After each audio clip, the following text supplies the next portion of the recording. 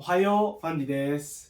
Aujourd'hui, je suis tout seul. Et je voulais répondre à une des questions qu'on m'a le plus posées, qui était de savoir combien de temps ça m'a pris pour apprendre le japonais. Et aussi, en parallèle, comment j'ai fait pour apprendre le japonais. Je vais mettre les deux ensemble. Mais c'est trop compliqué de répondre, oui, ça m'a pris tant de temps. En fait, c'est mieux si je vous expose tout le truc. Comme ça, vous verrez exactement par où je suis passé pour en arriver jusque-là. Déjà, je vais commencer par me présenter pour ceux qui ne me connaissent pas. Je m'appelle Fandi, je suis né à Mayotte, j'ai grandi à La Réunion et ça fait à peu près 6-7 ans que j'habite et je travaille au Japon. En ce qui concerne mon apprentissage du japonais, on va commencer déjà par quand j'étais à La Réunion. Depuis tout petit, je suis attiré, intéressé par les animés, les mangas, à peu près comme tous les mecs, 90% des mecs de la planète, je pense. Et j'ai toujours eu une fascination en fait pour le Japon, mais depuis toujours, vraiment. Ensuite, quand je suis arrivé au collège, j'étais au collège de Cambuston pendant 2 ans. Après, j'étais au collège de Milleroche pendant 2 ans aussi. Si jamais vous étiez dans l'un de ces deux collèges, commentez le collège dans lequel vous étiez. Du coup, quand j'étais, je crois c'était en 4e que j'ai vraiment commencé, entre guillemets. J'avais pas trop de ressources, parce qu'il y avait pas vraiment beaucoup de matériel pour permettre d'apprendre le japonais. Du coup, ce que je faisais au début, comme la plupart des fans d'anime, c'est que j'apprenais les chansons d'anime, mais je comprenais rien. Du coup, des fois, je m'amusais un peu à traduire quelques mots. Je comprenais toujours rien. J'étais toujours incapable de parler. Et un jour, je m'étais dit que j'allais me mettre sur un groupe d'apprentissage de japonais, mais sur Facebook. En fait, il y avait plein d'anglophones et tout, mais à ce moment, je parlais déjà anglais, du coup, j'avais pas de mal à m'intégrer dans le groupe. Mais au final, j'ai pas du tout progressé parce que je me suis retrouvé avec que des gens qui voulaient apprendre le japonais, donc des gens qui étaient au même niveau que moi et qui connaissaient rien aussi, qui avaient pas très peu de matériel. Ah, c'était pas fameux. Mais je me suis fait une amie indonésienne. Faut d'ailleurs que si j'aille en Indonésie, j'aille la voir. On discute jusqu'à maintenant, on s'est jamais rencontrés, on discute jusqu'à maintenant. Elle m'apprenait à dessiner sur des logiciels et tout. Elle était très sympa. Du coup, par rapport à ça, je progressais pas du tout, même si je voulais quand même apprendre. D'ailleurs, petite anecdote, il y a un de mes profs, quand j'étais au collège, je vais pas nommer le prof ni sa matière parce que c'est pas pour le dénigrer, mais j'avais eu 0 de moyenne dans sa matière et j'étais quand même arrivé 2e ou 3e de la classe et il était pas content. Et du coup, quand il a su que j'apprenais le japonais, il m'a dit une phrase qui m'a blessé. Il m'a dit, de toute façon, apprendre le japonais, c'est de la masturbation intellectuelle. Il m'a dit ça mot pour mot. En gros, il me dit que mon cerveau, c'est le Bon James parce que j'apprends le japonais. J'espère qu'il voit cette vidéo pour lui prouver que c'était pas de la masturbation intellectuelle. Voilà, je suis au Japon maintenant, je travaille au Japon. Bouillard dans ta gueule. En gros, quand j'étais à La Réunion, je progressais pas des masses. Même si j'étais à fond dans le truc et tout, même à la fête de la musique au collège, j'avais chanté en japonais et tout. Les gens se foutaient de ma gueule, mais c'est pas grave, je m'en battais les couilles. Et bon, après, il y a des gens qui m'ont soutenu, hein, faut pas croire, je suis pas là en train de dire que tout le monde se foutait de ma gueule. Il y avait des gens qui se foutaient de ma gueule quand même. Et pour ces gens-là, non, je vais me retenir. J'essayais d'apprendre avec le peu de matériel et le peu de moyens que j'avais. Ensuite, on va avancer un peu et je suis allé au lycée en métropole. Lycée militaire de Saint-Cyr pour être plus exact. Et quand j'étais là-bas, c'est là où j'ai vraiment pu commencer à apprendre le japonais parce qu'ils nous avaient donné, je sais plus si c'est un passe culture ou quoi, en tout cas ils nous avaient donné de l'argent pour acheter des livres éducatifs. J'ai acheté des livres pour apprendre à dessiner des mangas. J'ai acheté un livre sur l'histoire du Japon. J'avais jamais lu de livre de plus de 500 pages de ma vie. Et là, je l'ai bouffé en quelques jours. Ça expliquait toute l'histoire du Japon par rapport au shogun, comment c'est arrivé, jusqu'à Tokugawa. Moi, j'ai trouvé ça trop intéressant. Et en parallèle de ça, j'avais acheté un livre, ça s'appelait La méthode arabe. Ça ressemblait à ça. Bon là, j'ai pour le russe, je parle pas russe, hein, je sais juste le dire privé. En fait, j'avais acheté ce livre-là pour la méthode intégrale de japonais. Et ce que j'ai trouvé cool avec ce livre, c'est que t'avais pas besoin de lire ou de savoir écrire en japonais. En gros, les hiragana, katakana, ça tu t'en fous un peu. Il t'apprenait la grammaire, il t'apprenait à construire des phrases. Le livre est un peu vieux maintenant, mais les exemples, les structures de phrases et tout sont toujours d'actualité. Du coup, je pourrais quand même le conseiller. Donc c'est avec ce livre-là que j'ai commencé vraiment à apprendre la grammaire japonaise, comment construire des phrases, mais tout seul dans mon coin, j'avais pas d'amis japonais, j'avais personne avec qui converser en fait, du coup c'était un peu bizarre, tu vois. C'était moi et ma motivation. Pendant les heures d'études et tout, quand j'étais au lycée, parce qu'on avait des heures d'études obligatoires après les cours, bah, j'apportais toujours mon livre de japonais, je le cachais, au lieu de faire les maths, bah, j'apprenais ça. Comme un con, tu vois. On passe un peu, j'étais en première, et je suis allé à Paris Manga. C'est là où j'ai rencontré mon patron, Monsieur K. En fait, lui, c'est, entre gros guillemets, le premier japonais qui vient du Japon que j'ai rencontré de ma vie. Je l'ai vu, il était là, il traînait, et il marchait aux alentours des stands et tout de Paris Manga. Et moi je l'ai vu, et je suis allé lui parler en japonais directement, Konnichiwa, Genki desu ka, tout ça. Mais j'étais nul. Du coup j'avais appris une phrase qui m'a sauvé. C'était Nihongo wa shaberenai desu kedo, eigo wa dekimasu. J'avais appris à dire ça. Et dès que je lui ai dit ça, lui parlait anglais, du coup il a switch, il a dit putain mais c'est trop bien, tu parles anglais et tout, machin et tout. On a continué à parler comme ça, en anglais. On a gardé contact, il m'a donné sa carte, il a pris une vidéo, bon ça, je vais pas rentrer dans les détails parce que ça va être trop long. Mais en gros on a gardé contact avec lui. Et je vais vous mettre un message que je lui ai envoyé en 2017, vous allez vous foutre de ma gueule, c'est pas grave. Mais regardez comment j'écrivais en romaji, même pas de hiragana, même pas de katakana. Il me répondait mais en retard. À chaque fois parce qu'il travaillait et tout. J'ai continué comme ça à essayer d'apprendre, même si ça marchait pas très bien, toujours avec la méthode Arabs. Et j'ai déménagé à Lyon. J'étais en prépa intégrée. Et quand j'étais en résidence, dans la même résidence où j'étais, j'ai rencontré ma première amie japonaise qui vient du Japon. Je vais pas vous donner son nom parce que ça se fait pas, mais cette amie japonaise-là que j'ai rencontrée à la résidence, c'est la première personne qui est née et a grandi au Japon avec qui j'ai passé du temps genre, à Lyon. C'était la première fois que j'avais une amie japonaise, entre guillemets. Et il y avait un truc qu'on s'amusait à faire. Il y avait elle, on avait des amis coréens, machin et tout. On s'amusait à faire des rotations où on faisait la cuisine, chacun son tour. Et du coup, c'est avec elle que j'ai découvert les plats japonais, tout ce qui est karage, les machins comme ça. C'est elle qui m'a appris à manger avec des baguettes et tout. Elle m'a appris comment tenir des baguettes. Et c'est avec elle que j'ai vraiment commencé à pratiquer mon japonais, si vous voulez. Genre, c'était pas juste des concepts et c'était pas juste de la grammaire dans ma tête. Là, vraiment, je commençais à faire des phrases. Même si j'étais extrêmement nul. Là, on est à peu près en 2017, non, 2016. 2016, 2017 à peu près. Quand j'étais à Lyon.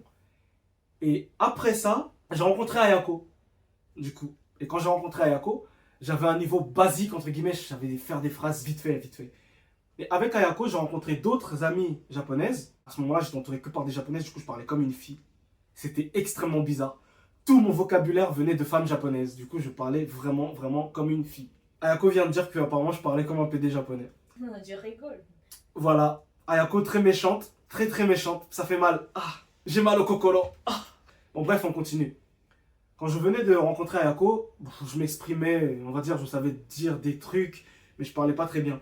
Mais à force de passer du temps avec Ayako et les autres amies japonaises que j'avais à cette époque-là, en fait, j'entendais des vraies conversations. Et je pouvais utiliser des vrais mots dans des vraies conversations. Là, c'était pas juste de la théorie. Ce que ça m'a permis de faire, c'était de trier ce que j'avais vraiment besoin de dire et ce que j'avais pas vraiment besoin de dire. Et c'est comme ça que j'ai progressé relativement rapidement. Et à ce moment-là, donc on était en 2018, donc 2018-2019, je discutais avec Ayako tous les jours, depuis quand elle était rentrée au Japon et tout. Et après, je suis venu au Japon pour la première fois. Et à ce moment-là, j'étais capable, entre guillemets, de commander à manger. Mais c'est tout. Je pouvais aller au McDo et dire je veux ça. Mais c'était déjà ça.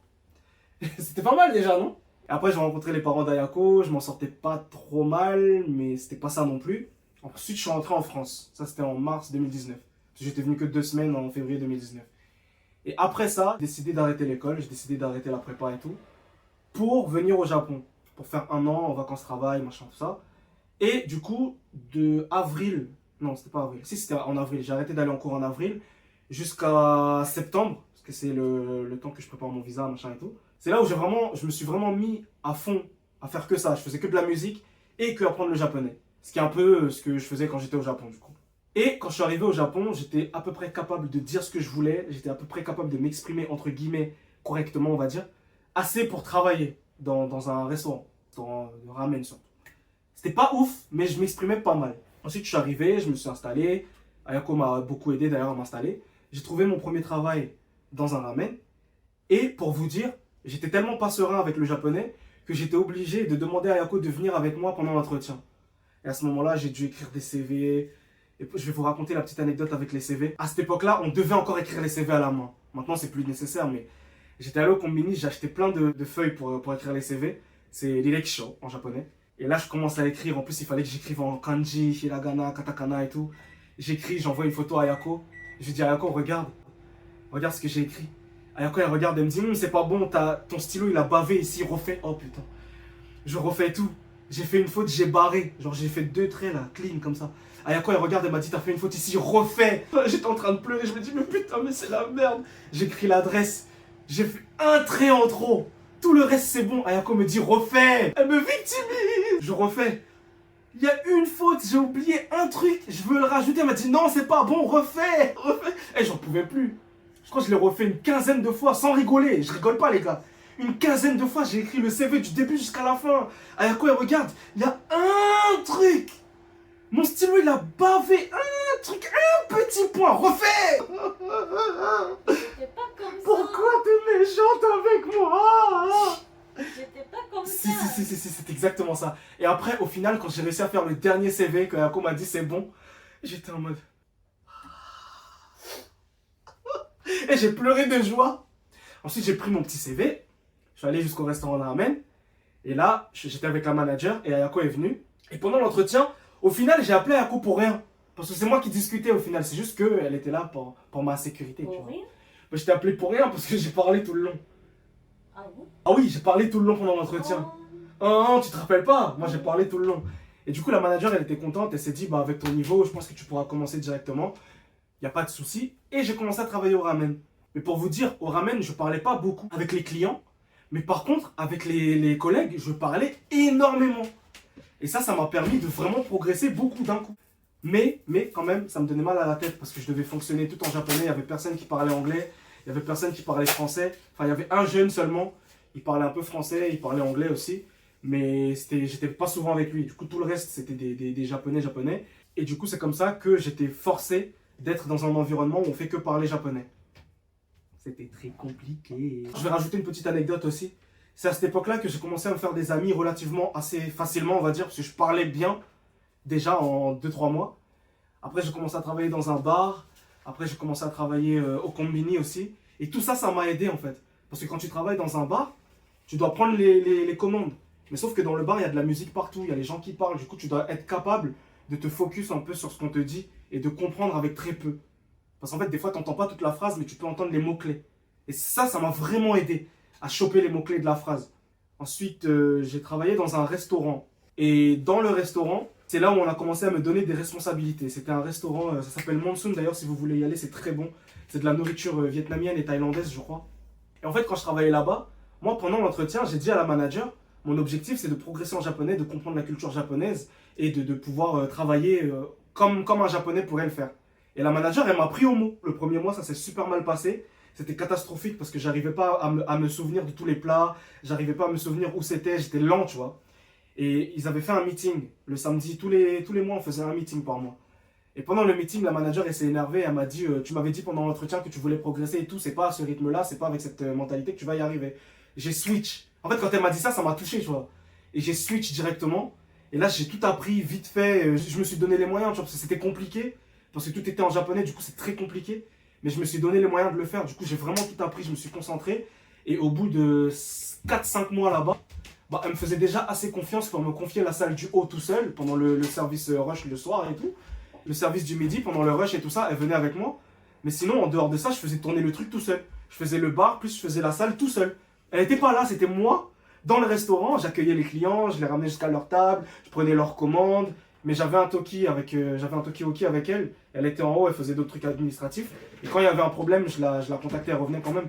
Mais elle me laissait tout seul dans la salle, j'étais en Wanhope. C'est comme ça qu'on dit en japonais. Wanhope. Et je faisais tout. Je discutais avec les gens de la cuisine, j'allais prendre les commandes des clients, je leur servais leurs trucs. Et je faisais le bar aussi, je préparais les boissons, les sirops, machin et tout. Je faisais tout seul, je faisais tout tourner. Et c'est aussi à cette époque-là que j'ai commencé à apprendre à répondre au téléphone. C'était quand j'étais capable de faire ça, c'était là qu'elle m'a laissé tout faire. Je répondais au téléphone, je prenais les réservations, je faisais aussi les commandes. Les hachu, je faisais un peu aussi. Il m'avait appris à faire. Et voilà, c'était comme ça que j'ai vraiment progressé de fou. D'ailleurs, je remercie cette manager parce que sans elle, je ne serais jamais arrivé au niveau où je suis maintenant. Elle m'a vraiment débloqué des trucs parce qu'elle me laissait faire en fait. Elle me laissait essayer, je faisais les erreurs que je faisais au début, c'est normal. Mais elle me faisait confiance. Et il faudrait que je l'invite manger d'ailleurs, un de ces quatre, pour la remercier, parce que ça fait un moment que je suis plus là-bas. Et c'est à cette même époque qu'il y a eu le Covid, machin et tout, tu vois, avec le Covid, ça a foutu un peu la merde. Mais c'était pendant le Covid que je travaillais dans ce restaurant-là. Et ça, c'était un des restos qui fermait pas. Du coup, autant vous dire que comme tous les restaurants autour, ils étaient fermés tout le temps, tout le monde venait là. Donc j'ai eu pas mal de mauvaises expériences avec les clients, les gros cons japonais, les gros connards de vieux japonais là qui te regardent comme si t'étais une merde, ils te respectent pas. Tout ça, j'ai vécu tout ça. Tout. Mais j'ai quand même pas abandonné. Et à la même époque, je pouvais pas passer le GLPT parce que c'était mon objectif à la base. Je pouvais pas passer le GLPT. J'avais fait 6 mois en école de japonais. J'étais pas dans le bon niveau parce que les profs ils se demandaient mais qu'est-ce que tu fous là? Vu comment tu parles, qu'est-ce que tu fous là? Et il y avait une de nos profs qui me disait j'aime pas parler avec toi parce qu'on dirait que je parle avec un pote. Parce qu'en fait, les autres élèves de la classe, toi, tu pouvais voir qu'ils sont pas habitués. Mais moi, comme j'avais déjà un très très bon niveau, la prof, littéralement, tout le temps, elle me disait Yada, nanka, fan ni kun to hanasu to tomodachi to hanashite mitai de chotto yada, to ka, te iwarete ta no. Elle était super jeune, en fait, on avait un âge qui était vraiment super proche. Je crois qu'elle avait genre 2 ans de plus que moi. Parce que je parlais vraiment naturellement. C'est juste que j'étais nul à l'écrit. Du coup, j'étais dans une classe où il y avait 90% de Chinois. Et les Chinois, ils sont super forts en kanji. Du coup, on n'avait pas le même niveau. Mais je m'en sortais quand même en kanji. Et je me suis rendu compte que j'apprenais rien. Du coup, je me suis barré de l'école, ça me servait à rien. Et pendant que j'étais là-bas, Au moins, ça m'a servi à quelque chose. Pendant que j'étais là-bas, il y avait une de mes camarades de classe qui m'a parlé du BJT. Parce que je pouvais pas passer le GLPT parce que c'était le Covid. Je crois il avait été repoussé ou annulé. Ou... Je crois que c'était 2 fois dans l'année, mais il avait fait qu'une seule fois. J'avais pas pu le passer. Le BJT, je vous conseille, pour ceux qui veulent le passer, maintenant c'est reconnu par l'État et tout. Tu peux avoir des équivalences avec le GLPT. C'est un test que tu peux passer tout seul devant un PC. Il n'y a personne d'autre. Tu as le résultat instant tout de suite. Et la seule spécificité, c'est que tu dois attendre 3 mois entre le moment où tu l'as passé et le suivant. Ils veulent s'assurer que tu progresses, machin et tout. Et en fait, le truc, c'est que tu passes pas genre le BJT J1 ou le BJT J2. Tu passes le BJT et ils vont te donner ton score. Et là, après, tu peux te situer à peu près. Donc, tu n'es pas obligé de t'inscrire pour un niveau seulement. Tu peux potentiellement obtenir un très très bon score et avoir un équivalent du N1 tout de suite dès le début. Donc, je conseille fortement. Du coup, moi, j'ai passé le BJT. Et une fois que j'ai réussi le BJT, j'ai arrêté de travailler au restaurant. C'était franchement, j'en garde un super bon souvenir. Les collègues que j'avais là-bas, tout le monde était jeune. Du coup, en fait, j'apprenais vraiment à parler le japonais des jeunes. Mais en même temps, j'apprenais à parler en japonais pour parler avec des clients. Donc, quand j'ai passé le BJT, c'est à cette époque-là que j'ai passé aussi les tests pour le Tokutei Gino. J'ai passé les entretiens, j'avais obtenu un poste en tant que... C'était quoi? J'allais travailler dans un restaurant de yakiniku. Mais ils m'avaient dit qu'en fait, si je travaillais là-bas, vu mon niveau de japonais, eux, ils voulaient que j'atteigne des postes de manager en très peu de temps. Du coup, ils voulaient me former à ça pendant que je travaillais dans la salle. C'était ce qu'on avait conclu comme accord. Mais au moment de faire le visa et tout, c'était mon propre choix. J'ai décidé d'aller travailler comme interprète. Là, j'avais aucune sécurité, j'avais que dalle, mais je voulais travailler comme interprète parce que je pensais que c'était ça qui allait vraiment débloquer mon niveau de japonais. J'avais déjà un très bon niveau. Pour moi, c'était pas assez. Je voulais vraiment avoir un cerveau qui puisse rivaliser avec des japonais au travail, tu vois. Et j'ai passé un entretien pour faire interprète. Je pensais que je l'avais foiré. Ils m'ont appelé, ils m'ont dit vous avez réussi. Je crois que c'était une semaine après, ils m'ont dit vous avez réussi, on veut vous prendre. Et j'ai commencé à travailler en tant qu'interprète. Quand j'ai commencé là-bas, je savais parler japonais, mais faire de l'interprétariat et savoir parler japonais, c'est 2 skills différents. C'est là en fait que j'ai commencé à faire du roleplay. Toutes les semaines, je faisais du roleplay. Et après, en moins d'1 semaine, j'ai commencé à faire de l'interprétariat en anglais et en japonais. Et là, je prenais les clients. Ce que je faisais concrètement, si ça vous intéresse, c'est que j'étais devant un PC, un peu comme Skype. J'attendais qu'on nous appelle. Et les clients qu'on avait, c'était des hôpitaux, c'était des banques, c'était des gares aussi, des gares de train, les gens qui vont à la gare et le staff ne sait pas trop parler anglais et tout, ils ne savent pas trop comment faire. Du coup, ils nous appelaient. On discutait avec les gens. C'est là que j'ai dû apprendre toutes les structures de politesse, entre guillemets.